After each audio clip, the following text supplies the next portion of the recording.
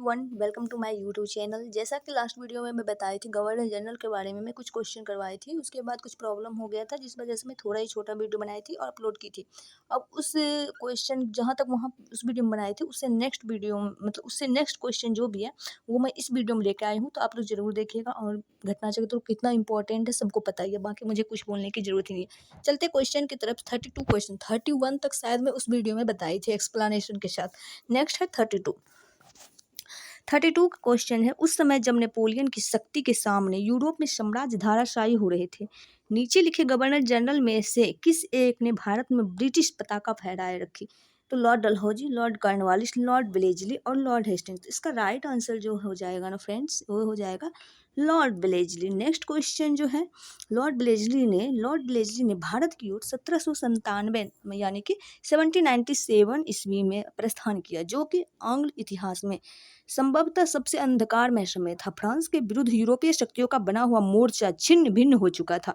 Napoleon मिस्र तथा Syria को विजित कर चुका था तथा गंभीरतापूर्वक भारत पर आक्रमण करने की सोच रहा था। ऐसी परिस्थिति में ब्लेजली ने भारत में सहायक संधि प्रणाली का प्रयोग किया, जिससे अंग्रेज सत्ता की श्रेष्ठता स्थापित हो गई तथा नेपोलियन का भय भी टल गया। नेक्स्ट क्वेश्चन, आंग्ल नेपाल युद्ध जिसके शासनकाल में हुआ था वह है लॉर्ड कॉर्नवालिस, लॉर्ड हेस्टिंग्स या लॉर्ड ब्लेजली और लॉर्ड हेस्टिंग्स।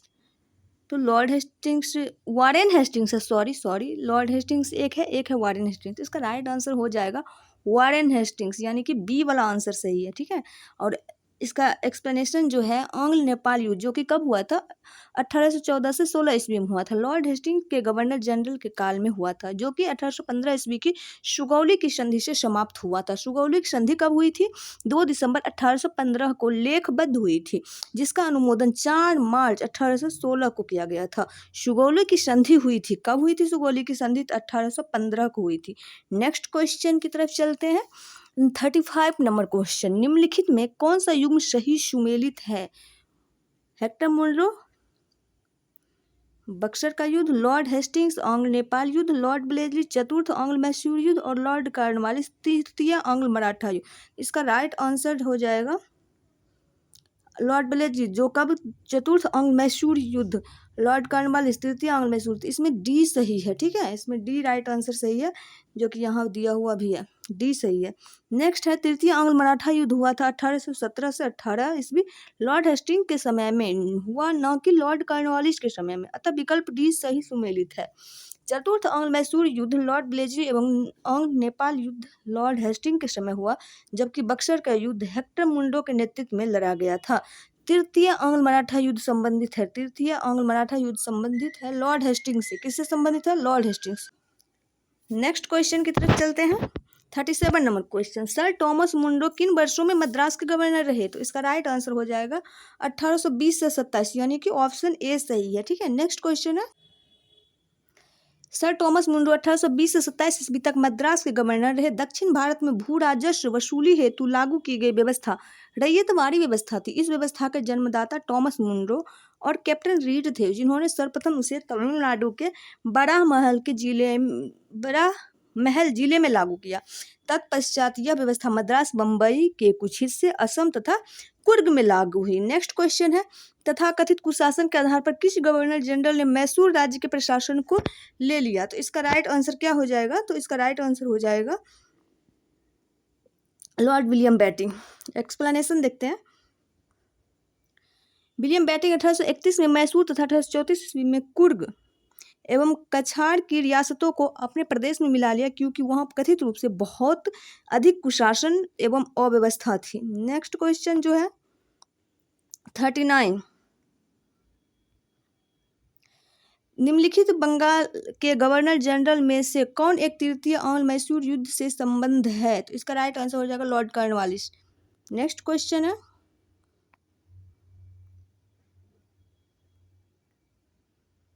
तृतीय आंग्ल मैसूर जो कि हुआ था 1790 से 92 से लॉर्ड कॉर्नवालिस संबंध है। इस युद्ध में कॉर्नवालिस ने स्वयं सेना की बागडोर संभाली थी। इस युद्ध में टीपू ने श्रीरंगपट्टनम की संधि कर ली थी, जो कि 1792 में की थी। कब की थी?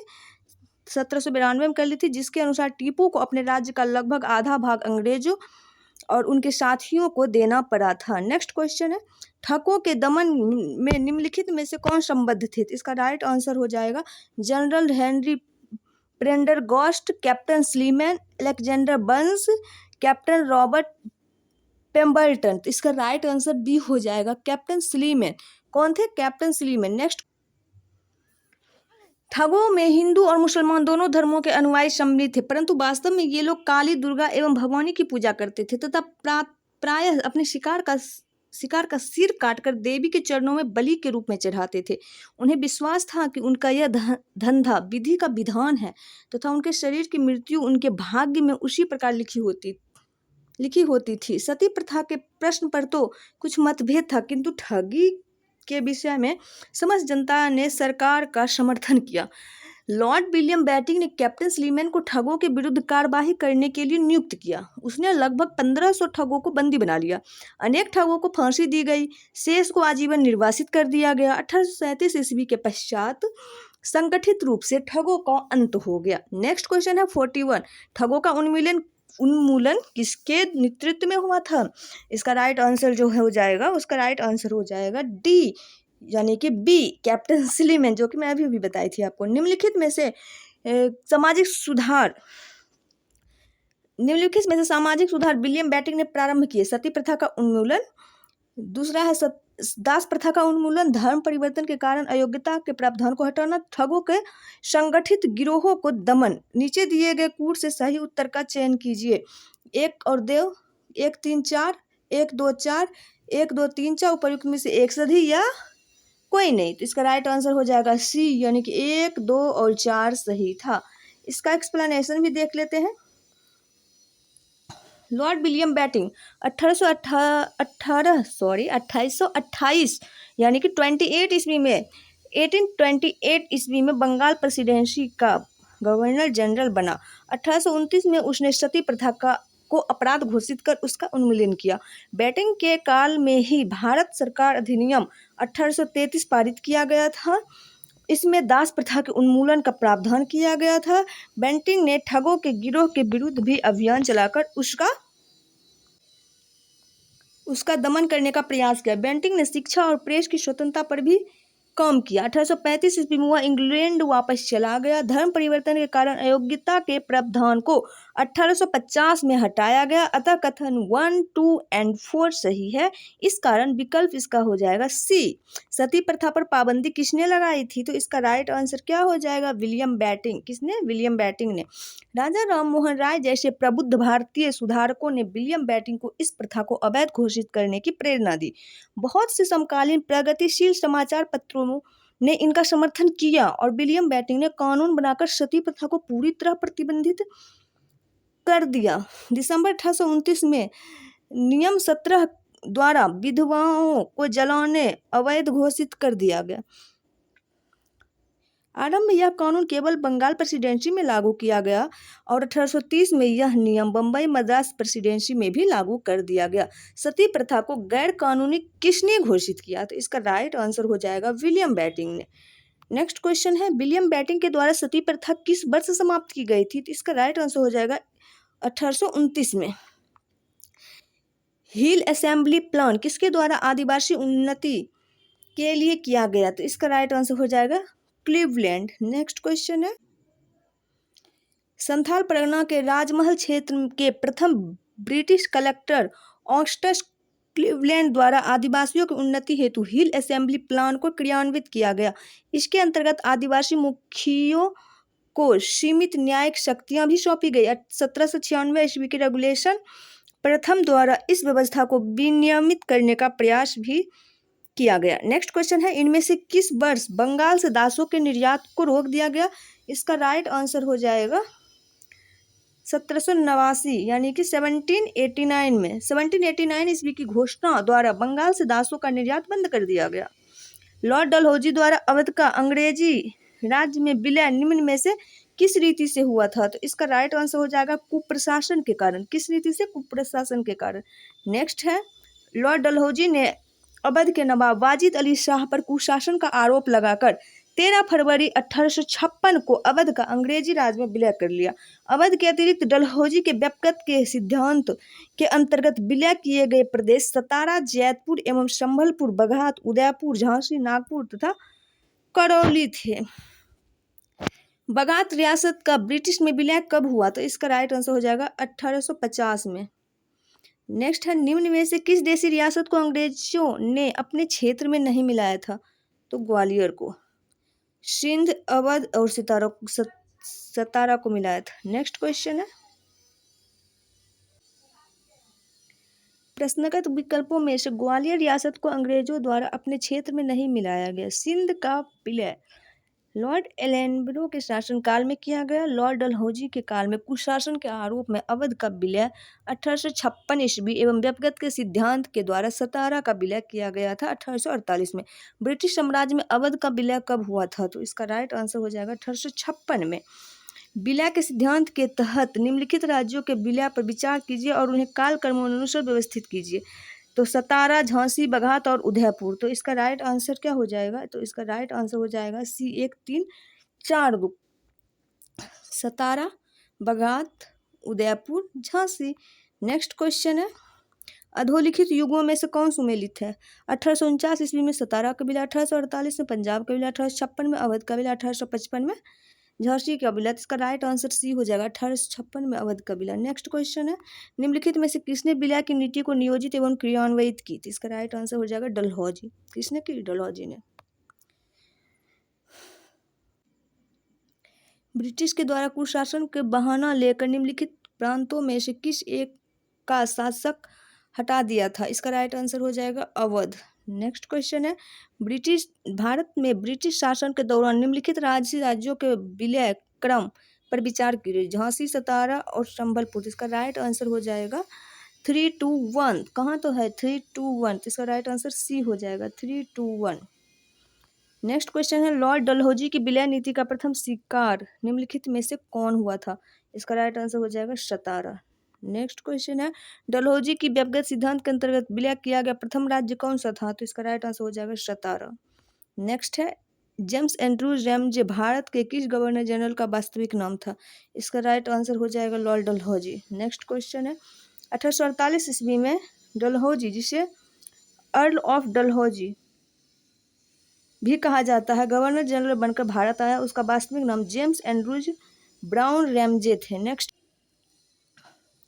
अंग्रेजों द्वारा सिंध विजय संपन्न हुआ था। लॉर्ड एलेनब्रो के समय, लॉर्ड हार्डिंग के समय, लॉर्ड ऑकलैंड के समय, लॉर्ड एमहर्स्ट के समय। तो इसका राइट आंसर हो जाएगा लॉर्ड एलेनब्रो के समय। गवर्नर जनरल लॉर्ड एलेनब्रो के काल 1842 से 44 के दौरान अगस्त 1843 में चार्ल्स नेपियर ने सिंध को पूर्ण रूप से ब्रिटिश साम्राज्य में मिला लिया गया। यह प्रथम एंग्लो अफगान युद्ध का एक मुख्य परिणाम था। किसने सिंध विजित कर उसका अधिग्रहण किया? तो इसका राइट आंसर हो जाएगा नेपियर। किसने? नेपियर ने। सिंध पर ब्रिटिश ने कब्जा कब किया था? तो 1843 को। कब किया था? 1843। सिक्किम का भारत में विलय किसने किया? तो इसका राइट आंसर हो जाएगा लॉर्ड डलहौजी। सिक्किम का भारत के साथ अंतर संबंध विगत इतिहास में हम 3 अवसरों पर देखते हैं।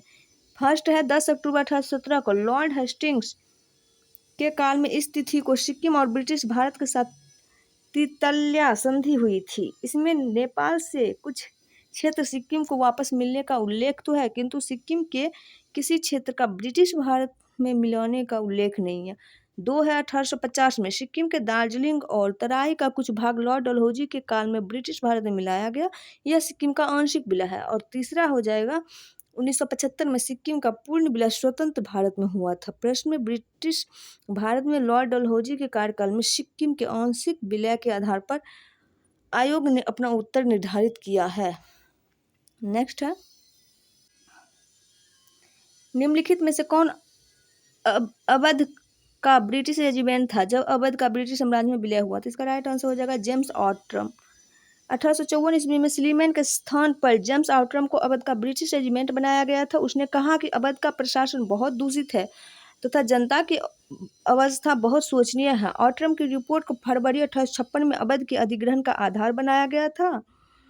1857 विद्रोह के समय लखनऊ में ब्रिटिश रेजिमेंट हेनरी लॉरेंस था जो विद्रोहियों के हाथों मारा गया था। भारत में प्रथम रेलवे लाइन किस ब्रिटिश गवर्नर के समय बिछाई गई थी? तो इसका राइट आंसर हो जाएगा लॉर्ड डलहौजी। नेक्स्ट है, भारत में रेल निर्माण की दिशा में प्रथम प्रयास ब्रिटिश गवर्नर लॉर्ड डलहौजी द्वारा किया गया। प्रथम रेलवे लाइन 1853 ईस्वी में बम्बई से थाने के बीच डलहौजी के समय बिछाई गई थी। किसके समय? डलहौजी के समय। भारत में प्रथम रेल लाइन का निर्माण किन नगरों के बीच हुआ था? तो इसका राइट आंसर हो जाएगा बम्बई और थाने। नेक्स्ट क्वेश्चन है, भारत में पहली रेलवे लाइन कब शुरू हुई थी? तो इसका राइट आंसर हो जाएगा 1853 में। किस कंपनी ने प्रथम भारत में रेल यात्रा प्रारंभ की थी? तो इसका राइट आंसर हो जाएगा ग्रेट इंडियन पेनिनसुला रेलवे।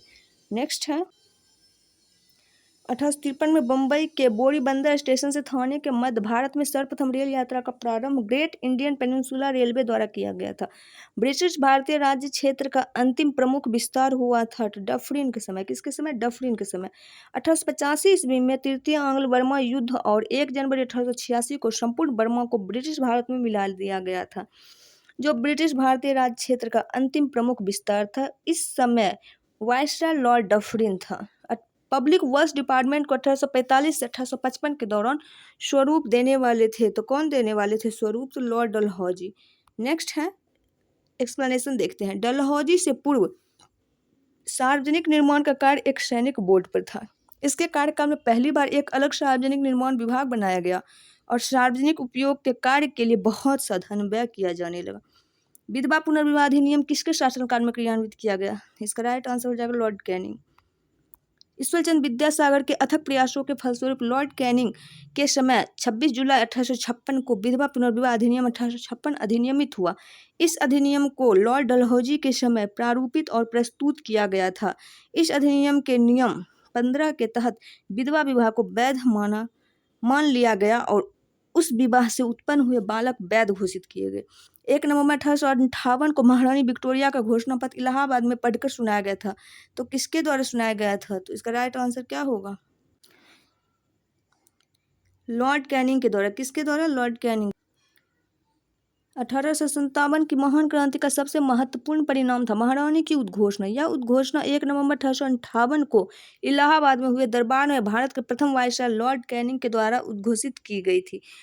निम्न में कौन एक भारत का प्रथम वायसराय था? तो इसका राइट आंसर हो जाएगा लॉर्ड कैनिंग। 1 नवंबर 1858 को महारानी विक्टोरिया का घोषणा पत्र पढ़कर सुनाया था लॉर्ड कैनिंग ने। कहाँ पे? तो इलाहाबाद में सुनाया था। कहाँ पे सुनाया था? इलाहाबाद में। अपने पुत्र के स्थान पर दूसरे उत्तराधिकारी को गोद लेने के अधिकार को पुनः स्थापित किया था। तो किसने किया था? 1858 की साम्राज्ञी की घोषणा ने। महारानी की घोषणा 1 नवंबर 1858 को इलाहाबाद में हुए दरबार में भारत कैनिंग द्वारा उद्घोषित की गई थी। इसमें भारतीय देशी राज्यों के प्रतिनीति को भी व्यापक रूप से परिवर्तित किया गया और ब्रिटिश साम्राज्य के लिए संभावित किसी संकटापन्न स्थिति से बचाव के लिए उनका प्रयोग करने हेतु उन्हें तैयार किया गया। विजय और विलय की नीति का पूर्णतः परित्याग कर दिया गया और देशी राज्यों के शासकों को उत्तराधिकारी गोद लेने की अनुमति दी गई। महारानी विक्टोरिया को भारत की सम्राज्ञी कब नियुक्त किया गया? तो इसका राइट आंसर हो जाएगा 1877 में। राजसी उपाधि अधिनियम ब्रिटिश संसद द्वारा 1876 में पारित किया गया। इस अधिनियम के तहत महारानी विक्टोरिया को 1 जनवरी 1877 को दिल्ली दरबार में भारत की सम्राज्ञी घोषित किया गया। इसी प्रकार सम्राट एडवर्ड 7 को वर्ष 1903 में तथा जॉर्ज 5 को वर्ष 1911 में भारत का सम्राट घोषित किया गया। नेक्स्ट है, निम्नलिखित में से किस गवर्नर जनरल ने भारत में दास प्रथा को समाप्त किया? तो इसका राइट आंसर क्या हो जाएगा? लॉर्ड एलेनबरो ने। 1843 में एक्ट 5 के द्वारा भारत में तत्कालीन गवर्नर जनरल लॉर्ड एलेनबरो ने दास प्रथा का उन्मूलन किया। इसका कार्यकाल 1842 से 44 ईस्वी था। निम्न युगों में से कौन एक सही सुमेलित है? लॉर्ड कॉर्नवालिस अस्थायी बंदोबस्त, लॉर्ड ब्लेजली चतुराईपूर्ण निष्क्रियता, लॉर्ड डलहौजी सहायक संधि, लॉर्ड कैनिंग भारतीय राष्ट्रीय कांग्रेस की स्थापना।